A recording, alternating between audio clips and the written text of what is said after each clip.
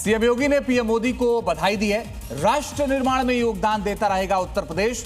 आस्था और अर्थव्यवस्था अद्भुत संगम बना। पीएम के मार्गदर्शन में यूपी तेजी के साथ आगे बढ़ रहा है। तो बड़ी और अहम खबर आपको बता रहे हैं, राष्ट्र निर्माण में उत्तर प्रदेश योगदान देता रहेगा। प्रधानमंत्री नरेंद्र मोदी को बधाई दी है मुख्यमंत्री योगी आदित्यनाथ ने उनके शानदार कार्यकाल के लिए। सीएम योगी ने कहा कि यूपी के विकास में प्रधानमंत्री नरेंद्र मोदी के मार्गदर्शन में वो उनके सारथी बने। डबल इंजन सरकार ने उत्तर प्रदेश को देश का ग्रोथ इंजन बनाया। इतना ही नहीं, इंफ्रास्ट्रक्चर के जरिए विकास के पहिए को न सिर्फ घुमाया बल्कि रफ्तार भी दी। तो वहीं आस्था के सैलाब ने उत्तर प्रदेश में पर्यटन को नई ऊंचाइयों तक पहुंचाया है। साथ ही अपने पत्र में सीएम योगी ने इस बात का भी जिक्र किया कि पीएम मोदी की प्रेरणा से ही प्रदेश के अंदर रूल ऑफ लॉ कायम हो सका।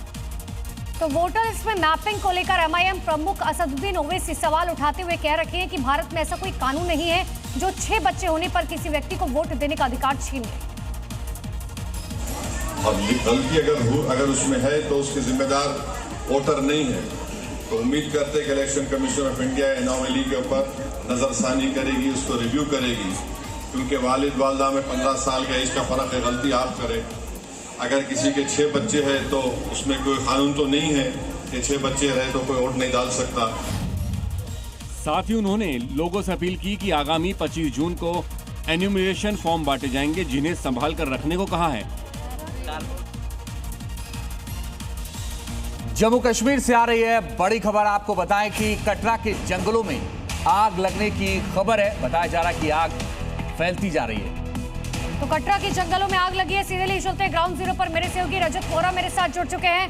रजत, किस तरीके की ये आग है और कितनी फैल चुकी है, तस्वीरें दिखाइए। जी बिल्कुल, आपको तस्वीरें जम्मू कटरा हाईवे से यहाँ पर दिखा रहे हैं, जहाँ नुमाई इलाके में आग जो है वो लगती हुई नजर आ रही है। आप तस्वीरों में देख सकते हैं कि किस तरह से भीषण आग और लगातार ये पूरे इलाके को, करीबन 3 से 4 किलोमीटर इलाके को इसने चपेट में लिया। वहीं अभी फायर ब्रिगेड की टीम जो है वो भी यहाँ पर पहुंची है, जो आग को बुझाने का काम कर रही है। देर रात से फॉरेस्ट विभाग के कर्मचारी और लगातार जो स्थानीय लोग मिलकर इस आग बुझाने का काम कर रहे हैं। बट मेरे कैमरा सहयोगी आपको लगातार दिखा रहे हैं कि आग लगातार बढ़ती हुई नजर आ रही है, क्योंकि हवा आने की वजह से ये पूरा इलाका जो है इसने चपेट में ले रही है। और दूर दूर तक जहां तक नजर जाएगी वहां तक सिर्फ आग की लपटें और धुआं जो है वो हमें यहां पर देखने को मिल रहा है। पर भरसक प्रयास जो है वो इनके द्वारा किए जा रहे हैं। आप देखिए कितनी तेजी से लगातार ये प्रयास किया जा रहा है। मेरे सहयोगी के मानिक ने आपको लगातार ये तस्वीरें दिखा रहे हैं। आप देखिए वहां पर भी आग लगी हुई है। और पूरा इलाका, क्योंकि बेहद ही संवेदनशील इलाका है और यहीं से जो कटरा हाईवे है वो होकर निकलता है। हजारों श्रद्धालु जो लोग रोज यहाँ पर आ रहे हैं, उसी के साथ साथ अगर बात करें तो स्थानीय लोग जो यहाँ पर रहते हैं उन्हें खासी दिक्कतों का सामना इसकी वजह से करना पड़ रहा है। एक तरफ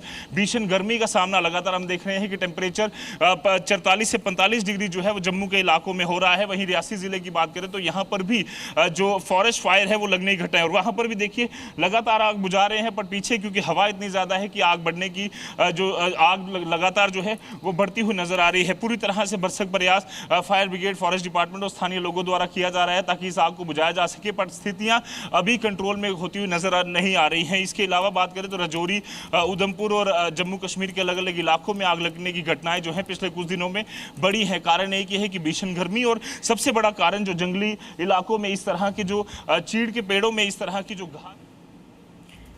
बिल्कुल, और देखिए तस्वीरें हम अपने दर्शकों को दिखा रहे थे जम्मू से जापार कटरा हाईवे पर किस तरीके से जंगलों में आग लगी है। फायर ब्रिगेड की तरफ से लगातार कोशिश की जा रही है कि जल्द से जल्द आग पर काबू पाया जा सके। फिलहाल के लिए बहुत बहुत शुक्रिया रजत वोरा, आपका तमाम जानकारी के लिए।